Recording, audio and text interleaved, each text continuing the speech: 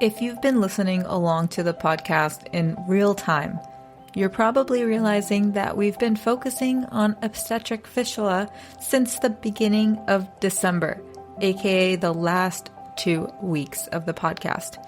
And today, we are back at it with just one more very special episode that dives even deeper. And you might be wondering, why am I spending so much time on this topic? Well, first, I realized that when interviewing people working within the space, that just one episode isn't enough. The questions I asked continued to shed more and more light, and highlighting just one organization doing good work just wasn't going to cut it. I wanted to tackle it from all sides: prevention, treatment, and empowerment.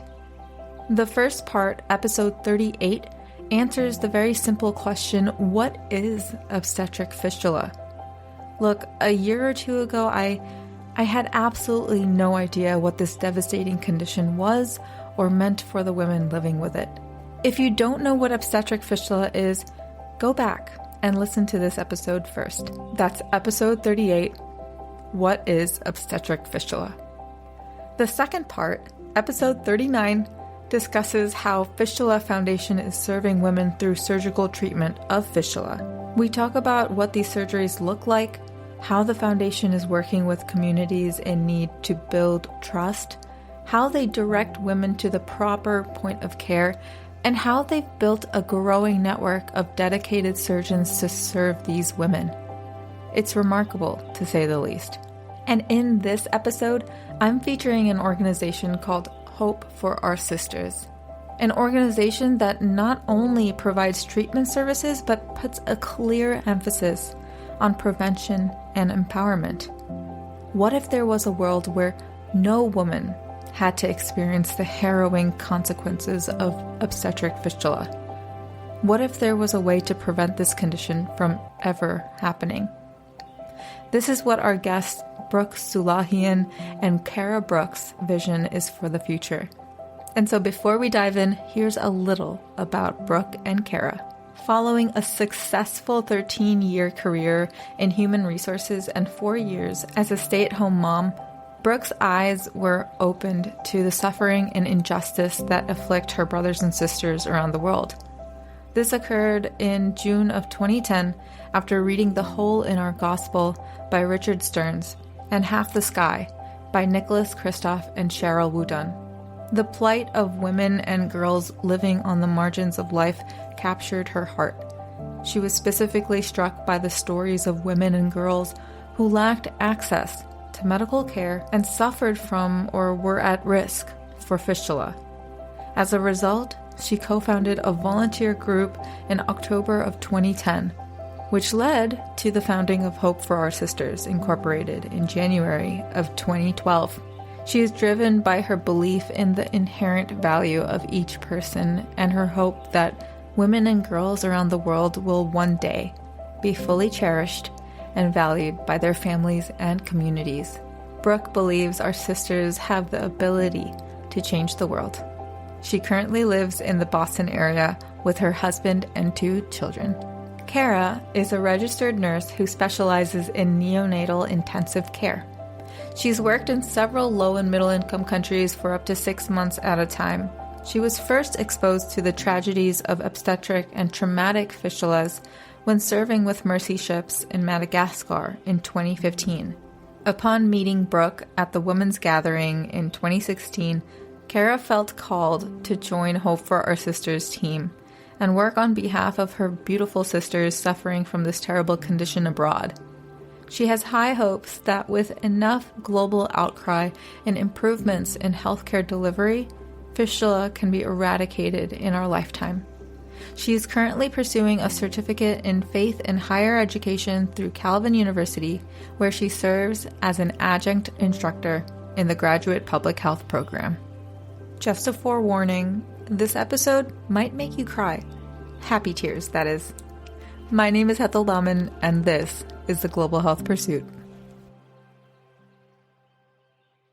I just have to say that we persevered through all these technical difficulties. It was about 20 minutes of trying to figure out what platform will work. So we're on Riverside. So thank you to Cara and Brooke for being on this podcast and working through this technical difficulty with me.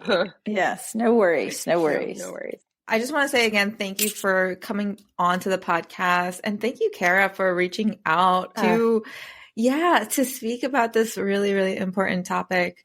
I did want to mention, do you have any involvement with like all the stuff that's happening in Congo right now? Yeah. I mean, it depends on which. There's so many things happening in DR Congo at the moment, but when there are issues with, when there were issues with earthquakes, when there are issues with rebels, we stay in touch with our partners there. And there have been times that we've actually been able, through Global Giving, we were able to fund COVID relief. We were able to provide food right after the earthquake. We were able to provide different things like beyond our scope. To help them continue to do things that are in our scope. I don't know, Cara, if you have anything you want to add. Yeah, I mean, it's just been dollars that we still use to stay true to our mission. But Global Giving's been awesome in allowing us to be a conduit to funnel relief to them for all the different things that are happening politically. Because both of our partners, correct me if I'm wrong, but both of them work in Goma, which has been really affected by the earthquake and a lot of the political unrest. Yeah, I need to read up a lot about what's going on right now in Congo, because I do think that a lot of the media is around the Israel-Palestine conflict, which I'm really glad that there is media around that. I know. Well, and there was that recent earthquake in Nepal, in Western Nepal, actually, and I reached out to our partners on that one too. They were not personally affected, but we try to stay in touch with what's happening on the ground to see if we can help in any way. So, Yeah. So that was a little tangent because I just needed to ask you guys that. No, definitely. But back to our scheduled programming. Yes. Fistula is something that I had learned about just a couple of years ago. And it was really interesting to me to learn how women all around the world, were affected by this and then are affected post actually getting fistula for years and years and years after that and not getting the care. And so I really wanted to go back and, get your stories and how you both found each other and found your passions within advocating for these women and girls who have and who maybe need the education around fistula worldwide. So how did you find each other and how did you find the passion that you have for fistula? I'll go first. I'll try to keep it brief, but my journey started in 2009. I was reading a book called The Hole in Our Gospel. It's by Richard Stearns. He used to run World Vision USA. At the time, my kids were 3 and 1. I had finished 13 years in human resources and felt very done. It felt very complete, so I could go do something else. And my thought was that when I did go back to work, it would probably be at a bookstore or stationery store, because I love to read and I love to write. But I read this book, and this book, I was 38 years old. This book really opened my eyes to all the needs in the world and all the lack in the world. I basically was in a bubble, Ethel, and it's almost embarrassing to say that, but it really was kind of oh my gosh, there's a lot going on that I didn't know about. And I knew I needed to do something. And I told my mother-in-law, I was like, okay, I read this book. I have to do something. And she's like, well, you really don't have to. And I was like, oh no, I do. I felt it. So 2010, I read another book called Half the Sky by Nicholas Kristof and Cheryl Wu Dunn. It's all about the oppression of women because they're women. I recommend both books highly.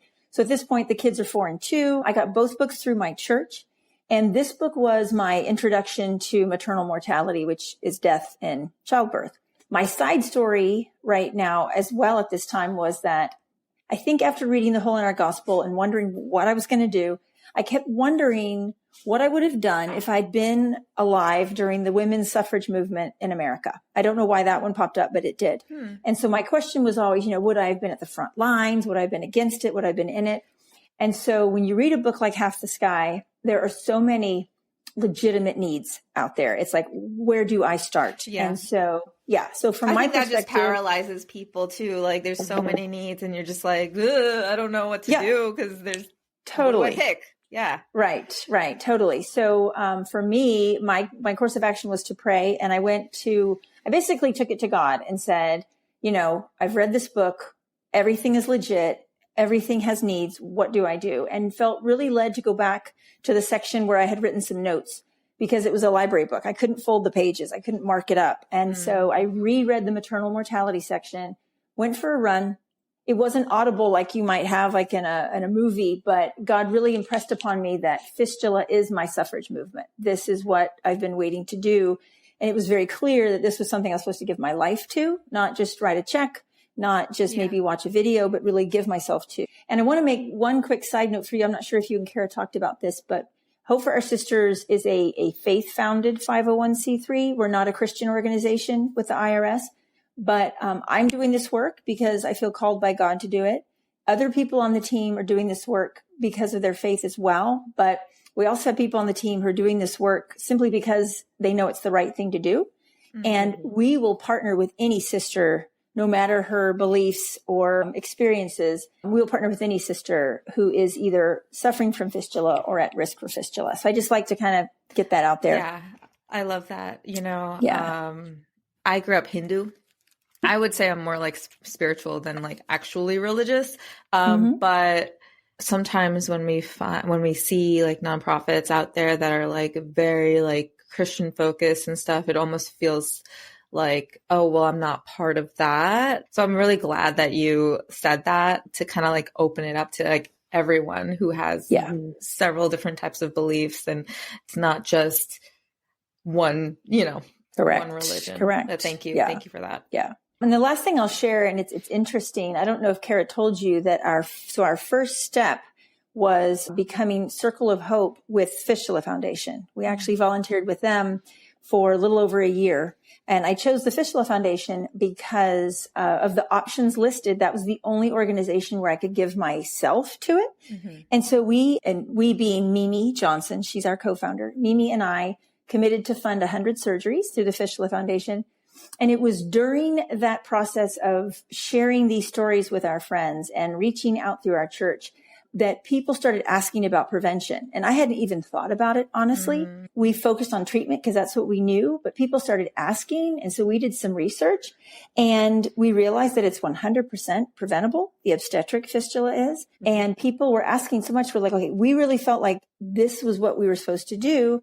And we couldn't find another US-based organization funding fistula prevention. So we started our own. And it's what I love about it is from the very outset, we decided we were going to be a root cause organization trying to get to the actual causes of fistula. Mm-hmm. And we are partnering with our sisters before they get injured. And that was really important for us too.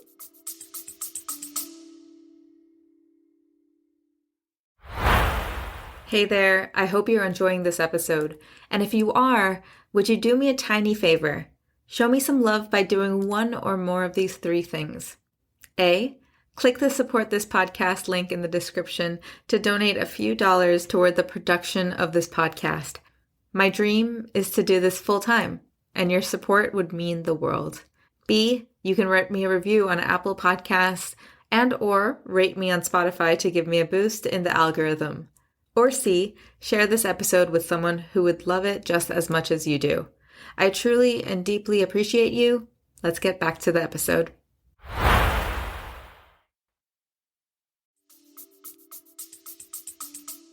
That was 2012, right, Brooke? Founded in 2012. Yeah. Founded in 2012 and it's 2023. And wow, that's that's amazing growth. Yeah. Congratulations on that. Thank you. So we're going to dive into prevention and everything. I first wanted to get Cara's story into Yes, definitely. Yeah. So I'm a nurse by training. I have been a NICU nurse for about 12 years.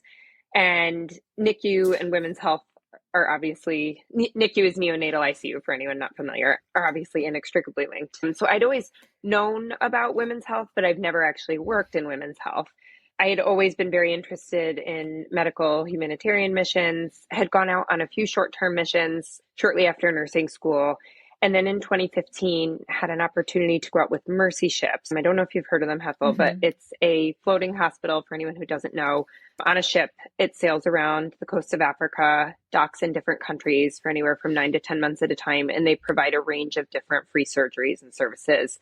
Big focus on medical capacity building, so helping these countries establish their own strong medical infrastructure. And they have a number of other programs that support communities as well, like agricultural programs and things like that.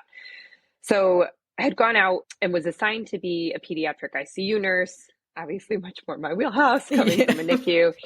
And the minute I got on board and started seeing the women in the women's health program who were all fistula patients, they just stole my heart. They would come on, despondent, looking at their feet, not really making eye contact with people. And it was just heartbreaking to see these women.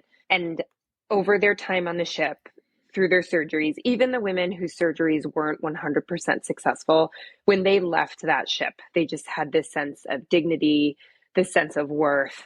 They were smiling. They had found almost like a renewed sense of purpose and hope. I think a lot of it was connecting with one another.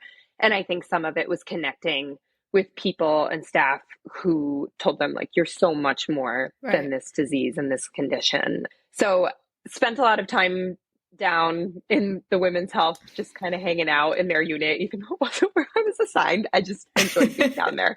And then came home after 5 months in Madagascar and just had that, you've talked about it on the podcast before, reverse culture shock and grief, that this chapter had ended. I ended up going out with Mercy ships a couple more times to Cameroon and Benin, but at the time felt really like I needed to find something in the US that was going to help me just kind of continue to work through that need to be a part of something bigger. And met Brooke actually totally at random at a women's conference in early 2016.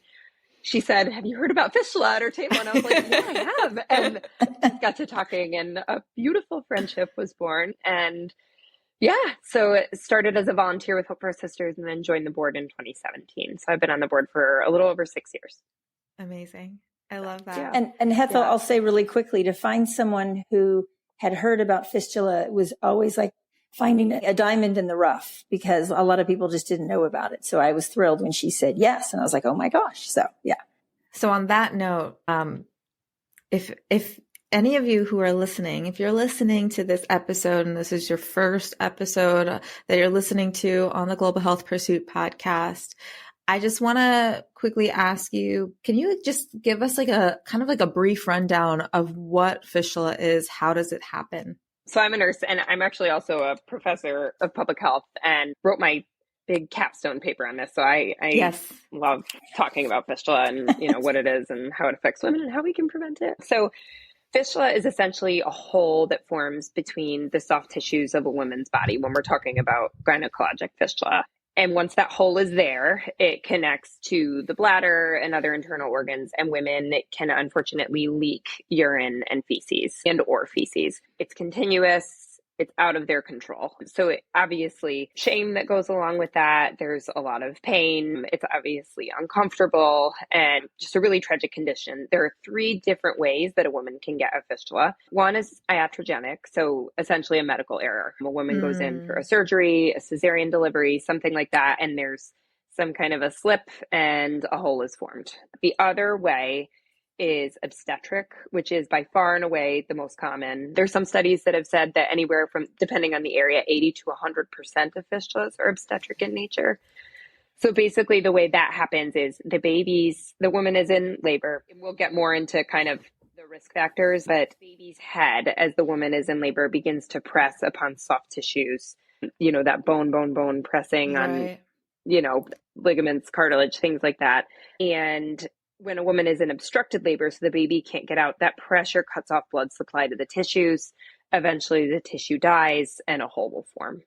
In obstetric fistula, the other extremely tragic piece of that is in anywhere from 85 to 95% of the cases, the infant will die, which is awful. This woman is left with this horrible condition and also does not have her baby. So that is obstetric fistula. And the last type of fistula is traumatic fistula, which is particularly hard in that it occurs as a result usually of sexual assault.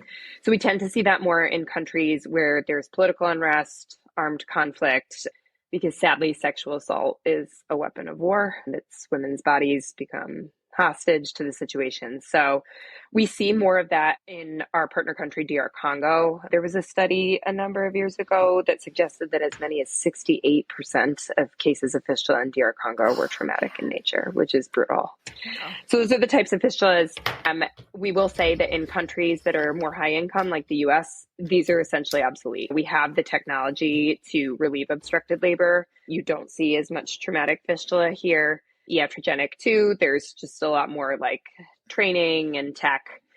So this is a condition of poverty. This is something that happens in low-income countries. They say that anywhere from 1 million plus women are out there living with fistula right now. The real trick here is that anywhere from 50 to 100,000 new cases occur every year, but there's right now only surgical capacity to fix about 20,000 a year. So there's a backlog that just keeps growing and growing and growing.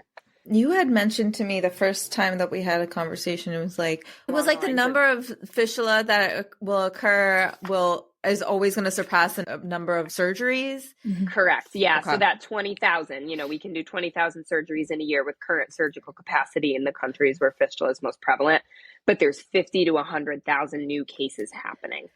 So until we ramp up medical infrastructure and start really working on prevention, there's always going to be more fistula than fistula repairs. Right. And just to also note that not every repair is successful. Right. In our own country, not every surgery is guaranteed. And I think sometimes people think, oh, I'll fund a surgery. It's a done deal. Mm-hmm. It's not always a done deal. Yeah. Mm-hmm. So what are the complications that can happen through that? I'll start and then you can add, Cara. The ones that I've learned most about, it's so interesting. The surgeons we work with, one is Dr. Foster in Angola. He says, every surgery is difficult because every surgery is unique. So let's say someone's had a fistula for years, like you mentioned, right? Many, many years. There can be scar tissue that develops around the hole. So it can make it hard to gather that tissue together. They often have to patch that tissue.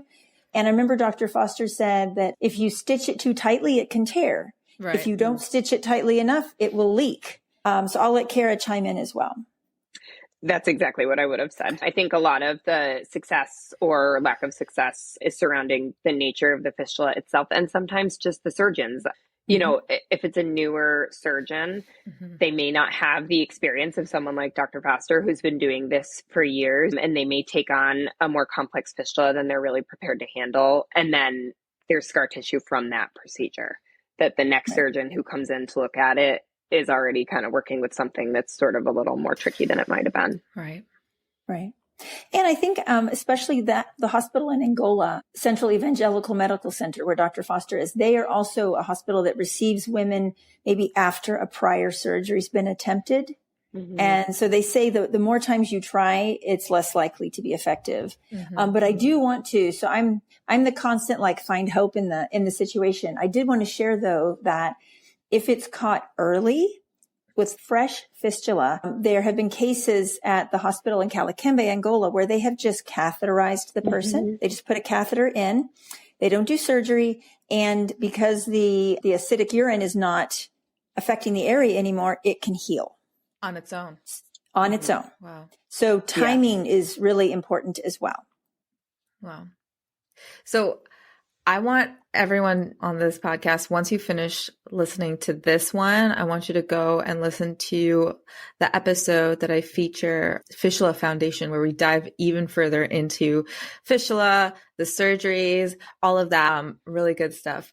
But for this episode, I really, this is the thing with nonprofits. I think a lot of times you want to have a quantity of surgeries or quantity of how many people are sponsored and all of this stuff. And so that term, those terminologies and all of that is almost sexier to talk about when you're trying to fund a nonprofit. Mm-hmm. And so, hope for our sisters is I feel like so much more than that when you're trying to prevent something that you'd have to fund like further down the line. So could you speak about the model of Hope for Our Sisters and kind of, walk us through the first programs that you started? Sure. Yeah. It's a great question because we started off funding surgeries and it was so fun. Like I would go somewhere and they'd say, how many surgeries? Right. I'd say 52. And we struggled with that. And I actually had a mentor who told me to just run from prevention. He goes, don't even go near it. And I think maybe in earlier years, it was harder to sell and harder to quantify. But I'm so grateful that we pursued it because the people who invest in our work really like the idea of investing in a root cause effort. Like, let's find out, let's go upstream, right? Let's go upstream and do this. And so our model, it's a 3-pronged approach or like 3 in a cycle. So the majority of our funding goes towards prevention, and prevention looks like education.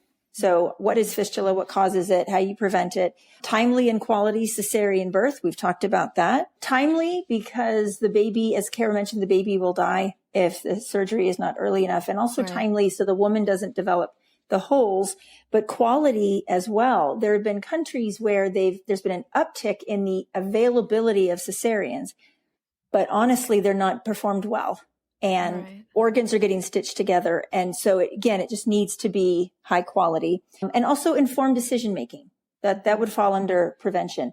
Empowerment is the second tranche that we fund. And that would be life skills, literacy programs, microfinance, solidarity groups, and ambassadoras, which we'll talk a little bit more about. And then treatment. So treatment is obviously fistula repair surgery. And as I mentioned, the surgery is not always successful, and many women are left with what is called stress incontinence, which they will have to manage the rest of their lives. So again, obviously prevention is just ideal, but we will always fund some treatment because we believe that those women need to come in from the margins. I wanted to talk about our partners, and then I'll talk about one of the first programs. Yeah. So I've mentioned some of our countries. So first and foremost, our biggest partners are the women and the girls. We call them our sisters. That was a real big step for us to see them as partners. When we first started, we're like, oh, we're serving them. And then we're like, no, wait a minute. These women and girls are amazing. They have their own voice. It's just being drowned out, right? Or maybe just not heard. And so, they have capability. They have contributions to make. And so we see them as our first and foremost partners. And then we have both medical and outreach teams. So people who are actually performing medical procedures, but then people who are just getting the word out.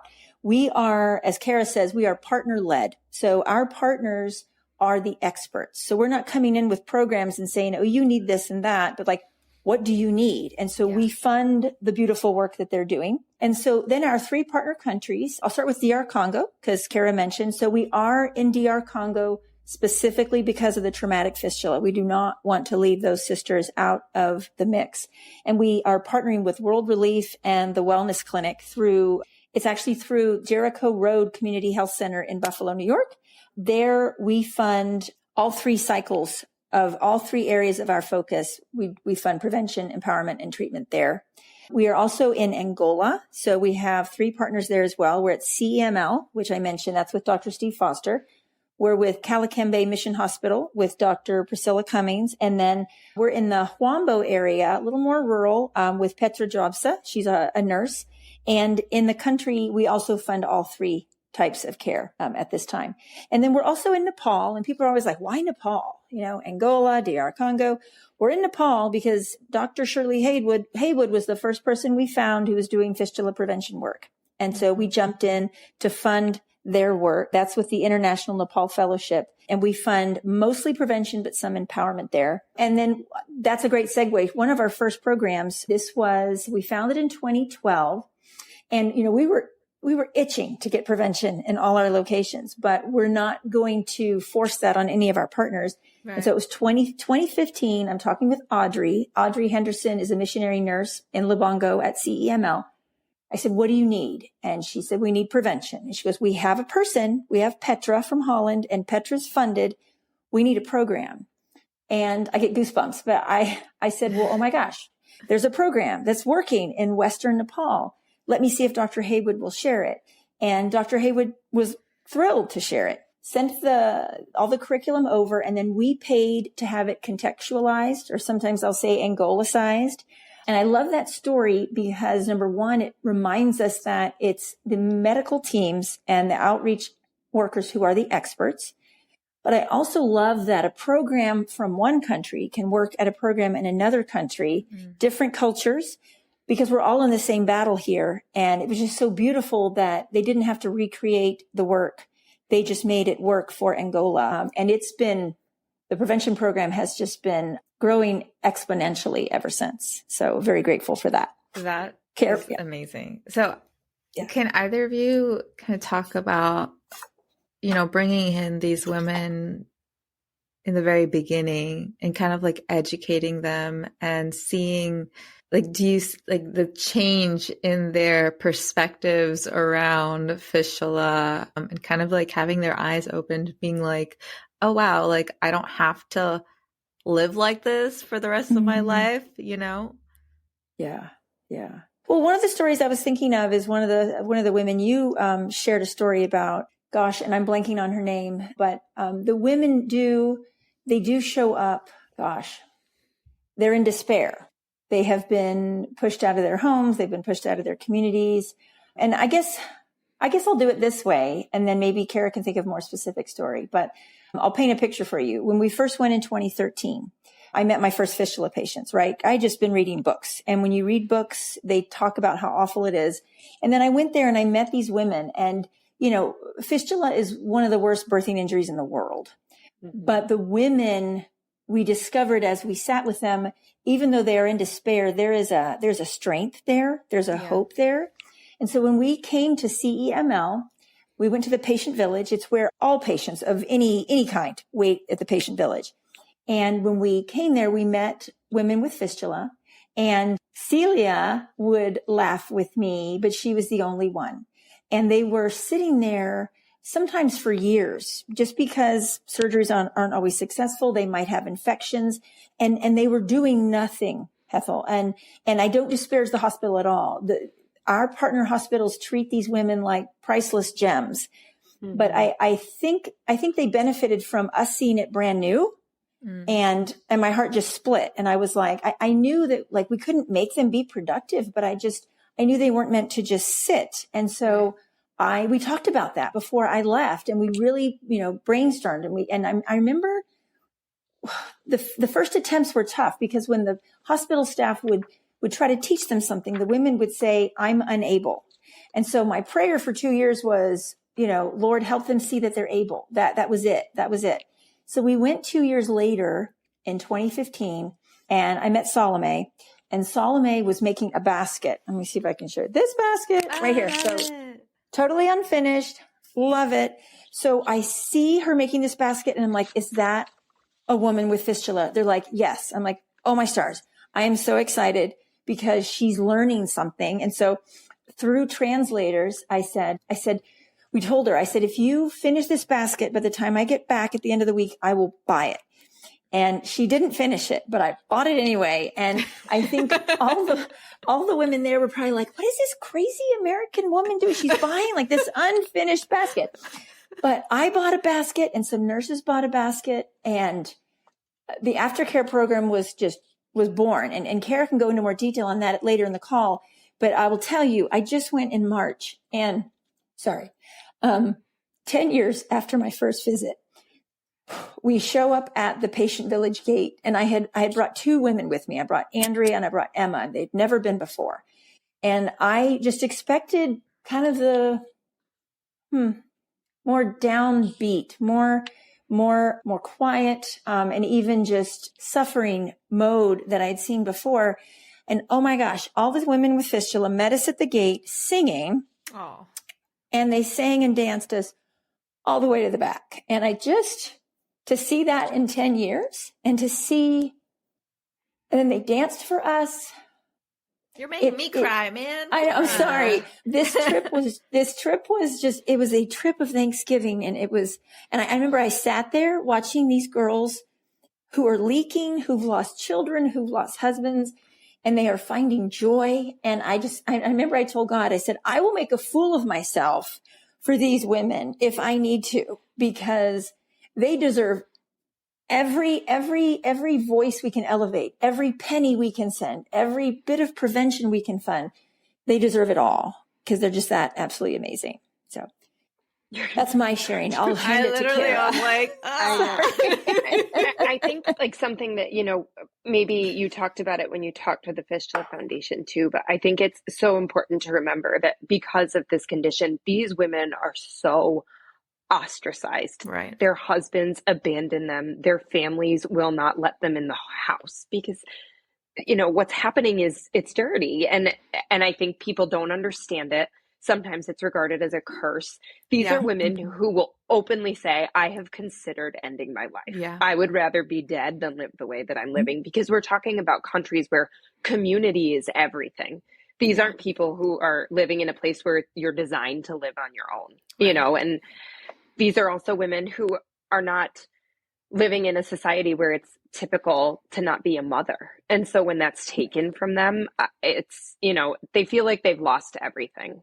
And when they find one another and when they find a hospital staff that's willing to care for them and love them, I think, it really changes the game. Oh man. Yeah, I didn't expect to cry on the call, but I did. That's okay. That's okay. That's okay. So, after educating these women and showing them that there is hope for the future, I'm gonna skip over the treatment part because I think that's a little bit more self-explanatory. But in terms of like empowering them to kind of re-enter society after however many years or months they've been like feeling like a pariah or ostracized, what are you doing? Like, what are some programs that are being implemented to kind of empower these women to re-enter society? Yeah. Right. Empowerment, or a program that we call aftercare, is also very important because, like you said, these women are now repaired, but not all of them feel comfortable going home. Not all of them feel like they have a home to return to. Right. So one, they need to be cared for psychologically, and two, they need to be able to stand on their own 2 feet again. So it started in Angola, and we do have an important piece of it in Nepal as well. But essentially, we started our partners outlined for us, and we began to fund an aftercare program that focuses on endowing these women with marketable skills. So sometimes it's something like helping them with basic literacy and numeracy, how to add, how to subtract, so that they could maybe start a small business. And then there's other skills that are taught as well. Sometimes it's agricultural in nature. They talk to them about farming practices. Other times it's creating a marketable good. So we've seen women make hats, bags, caskets, jewelry, beautiful jewelry, all kinds of things that they can then go and sell in the marketplaces. So this is important in that it teaches the women, one, it gives them confidence, and two, it gives them something that they can sell to support themselves. In that program also, we now have a trained trauma counselor, mental health counselor. Yeah, so the women that are in there can also receive mental health counseling to process everything that they've been through, from getting the fistula to what it's now like to be on the potentially and hopefully on the other side of it. But as we've said, some of these women are not repaired and they'll be left with stress incontinence or still a fistula. So it's also important to address that and talk to them about what that's going to look like going forward in their lives. Some of these women have multiple surgeries. There is one woman actually who teaches in the aftercare program. She teaches sewing, and she actually is a fistula survivor, which is a really beautiful way that she can connect with these women. One is their teacher and someone who's on the other side, but she also just understands, everything that they're going through. And her surgeries, she's had, maybe Brooke can remember the exact number. She's had multiple surgeries. She has a very complex fistula. So, and then in Nepal, not as much of a formal program as it is in Angola, but Dr. Haywood will reach out to us on occasion and tell us that there is a particular woman with particular needs that they want to help in this way. So for example, there was a woman a number of years ago who was much older. I want to say she was in her 50s or 60s and had her fistula for decades. I'm like 15, 20, 25 years, I think. And they had set her and her sister up with some goats. So they were able to, because of the area where they lived was very rocky, it was really good for goats, interestingly.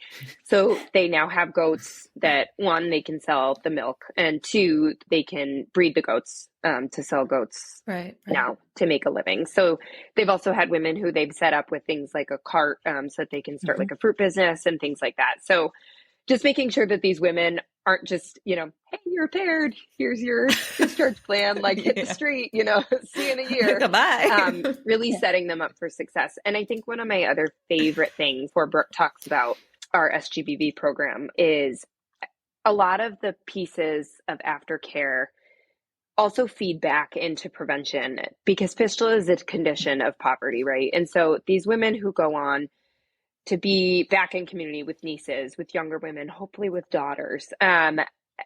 When you're able to help a woman with literacy, when you're able to help a woman understand the importance of access to healthcare information, when you're able to explain to her the importance of, prenatal care is available, you should be trying to get it, things like that, that then in turn helps fistula. These women who stay in this program and who receive even more education in turn go back to their communities better for it, and helping younger girls behind them with prevention. Yeah, I mean it's an exponential effect, in terms of like they're able to get educated, they go home, they can educate other women and girls around them. Wow. Brooke, were you going to add something? Yeah, just something specific to DR Congo. We fund there a program. It's called SGBV groups, or sexual-based gender violence groups. It's through World Relief. But those are particularly powerfully supportive groups for these women. So again, most of the women there have traumatic fistula.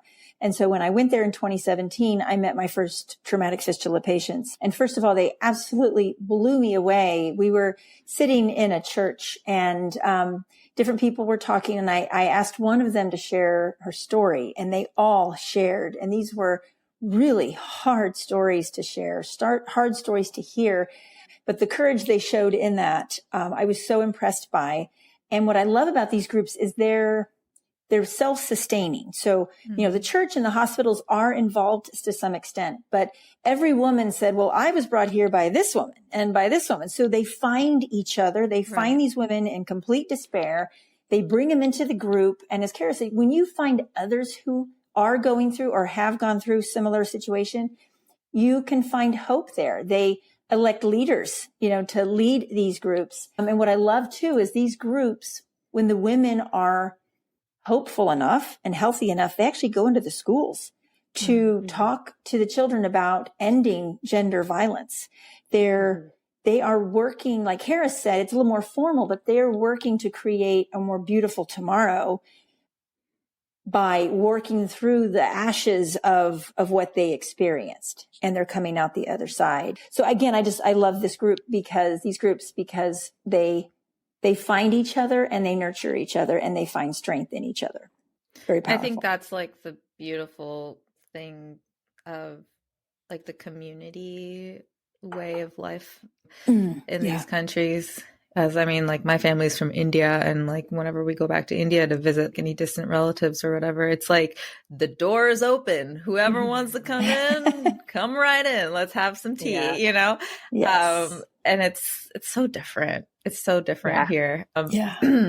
So thank you so much, Cara and Brooke, for coming onto the podcast. I do want to ask you, what is your vision? Like, do you have any specific things in the pipeline in the coming years? Yeah, I mean, our vision has always been bold. I'll start big and then I'll go more specific. But, we do envision a world where women are valued, where they are able to contribute to their communities and be change agents. That's how we think every woman has the capacity for that. And we also believe we see a world where these women and girls, our sisters, don't have to look at the potential of fistula, right? Why why does it have to be on their path? Why can't we boot it, and like get rid of it from their path so it's not even a possibility? So I think near term, one thing we're really working on with our partners right now is to really try to help them be as self-sustaining as possible. Because, the generous fundraising, it can stop or it can change, it can shift. And so by having multi-partners who fund them, by having programs that fund themselves, the aftercare program right now, with the money made by selling the items they sew, part of the money goes to the women and part of the money buys more material. So that piece is already self-sustaining, which is really important. Right. So we're trying to kind of have that lens when we make decisions with our partners.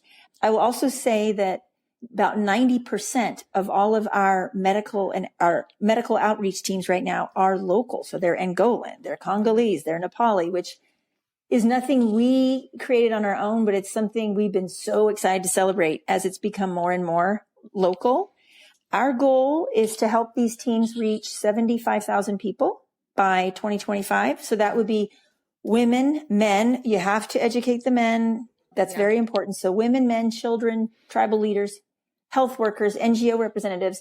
They've reached out to, I believe we're at 52,000 so far. So we're trying to hit 75,000.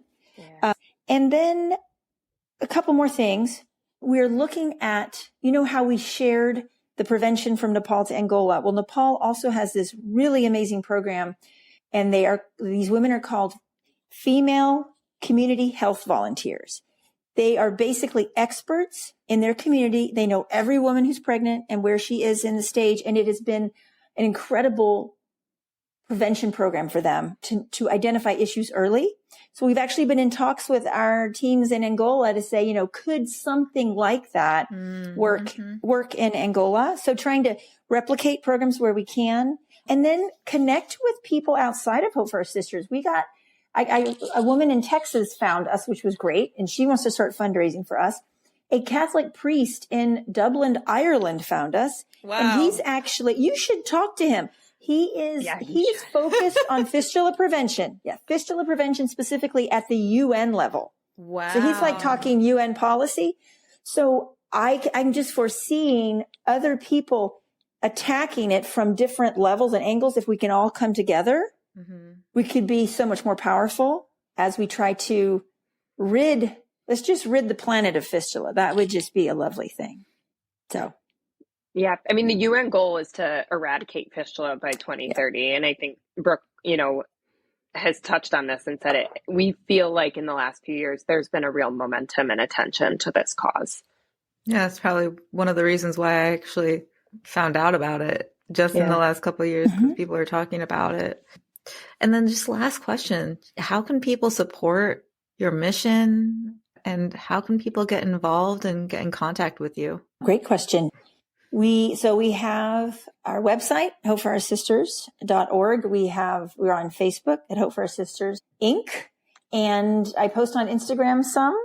The website's probably the best hub to use, and that may be kind of old fashioned with what people do today, but I am 52. So that's what we have there. But really, I think the first thing I would say is share this podcast.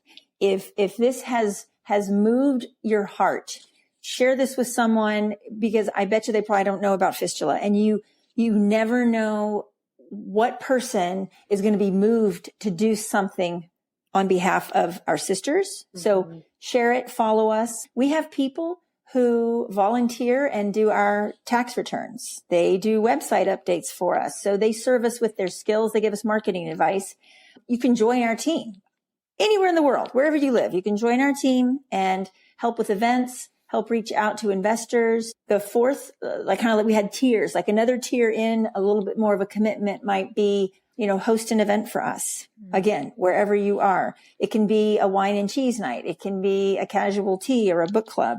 You can run for us. We have technology where you can set up your own page and fundraise while you run, which I think is beautiful. And then honestly, what we're sending over are funds. So those of you who can share your financial resources with us, with our sisters, we take care to send the most that we can over. We keep 9% for administrative purposes, and the rest go to our our sisters. And then we also have a Partners in Hope program where people, if you want to give, you can give on a regular basis. So that is something else people can do to help. Yeah. What about you, Cara? Any ideas? Yeah, I think I would add, like Brooke said, sometimes I think websites sound old fashioned, but our website has so much information. It has stories about individual women that we've partnered with over the years and, their stories of overcoming fistula, how they came to have fistula. And it talks about, I feel like we have a number of prevention programs and, to talk about them all would have taken us hours because we obviously love talking about this, but if you're someone who believes in the power of ultrasound, we have an ultrasound empowerment program. We're funding the education of surgeons to go in and be available not only to perform safe cesarean sections in a quality and timely manner, but also to repair fistulas. We have medical partners that are in government offices talking to the governments about why this is important for a million reasons for their communities and societies. So I think it's really easy to get excited about prevention when you're on our website and you read about all the different things that we're doing and message us. If you think Brooke and I aren't thrilled to hop on a phone call with you and talk about this for 15 or 20 minutes, anyone, please go to the website, shoot us an email, DM us on Facebook. We are happy to set up a chat and answer questions about this more if you have some after looking at our website. Yeah. I love this. All the links will be in the show notes, so go check that out and get in contact with them. If this episode made you cry, get in contact with them. Me too. Thank you so much, guys, for coming on and talking about this really such an important topic. I just hope that people are touched and get involved and share you guys' story. Thank you again. Well, thank you so much thank you for giving us the opportunity to share. And thank you for the beautiful work you're doing. I've been listening to your podcasts. So thank you for bringing light to issues that people don't know about. Thank you for listening to this episode. If you'd like to learn more about today's topic and guest, head over to the show notes linked in the description of this episode. There, you can get access to resources, links, and ways you can get involved in the pursuit for global health. And if you loved this episode, don't forget to write me a review on Apple Podcasts and rate the podcast on Spotify. It helps me get in front of more people just like you and continues to elevate the causes we are so passionate about. I'll see you in the next one.